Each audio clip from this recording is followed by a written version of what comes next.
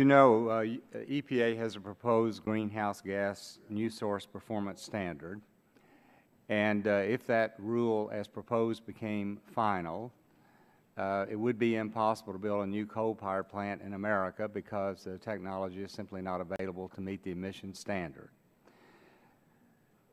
And as far as I know, we would be the only country in the world where you cannot build a new coal-powered plant. And by the way, I read the other day that in Europe, they're getting ready to build 69 gigawatts of new coal-powered plants in Europe.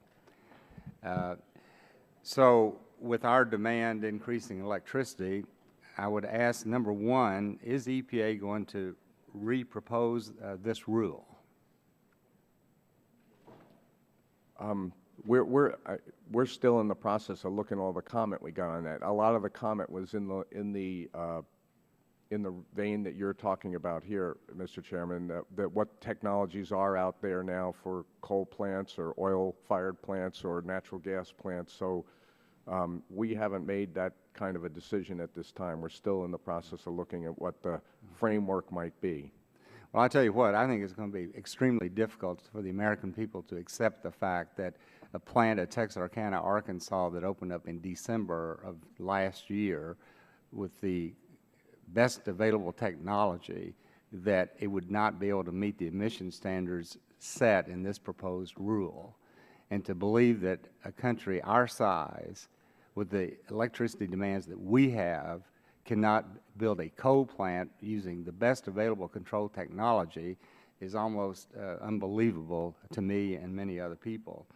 And I would ask the question also, it's the first time that I'm aware of that EPA ever set an emission standard using one fuel source that would be applicable to another fuel source. I would ask the question, what is the legal justification for doing that?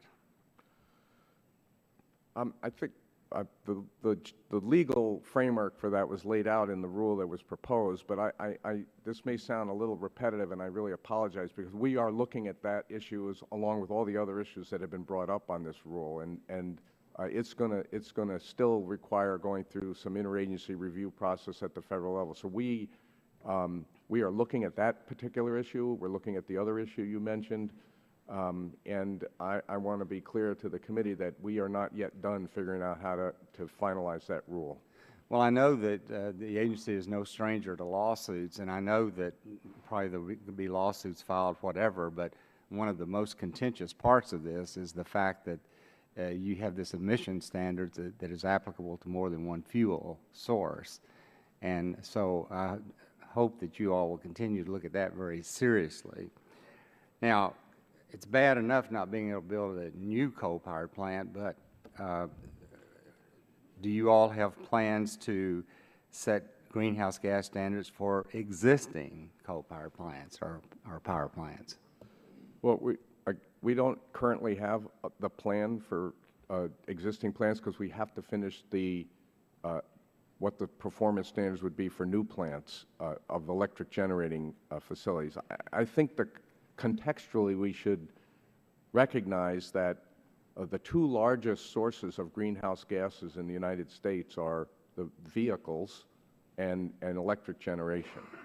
And so it is pretty logical for the agency to be looking at those sources at the onset on how we would manage it. I would note, in addition to some of the points that you're making that need to continue to be looked at, that the Alliance for the Alliance to Save Energy recently came out a report that looked at how energy efficiency and energy productivity could actually significantly reduce greenhouse gases just by us being better at using the electricity and fuel for cars that we have. So there are many different options here going forward, and I want to make sure that you all know that. Well, my time has expired, but I am going to be submitting a question to you relating to the Navajo generating station in Arizona, which I think there are some real serious issues with.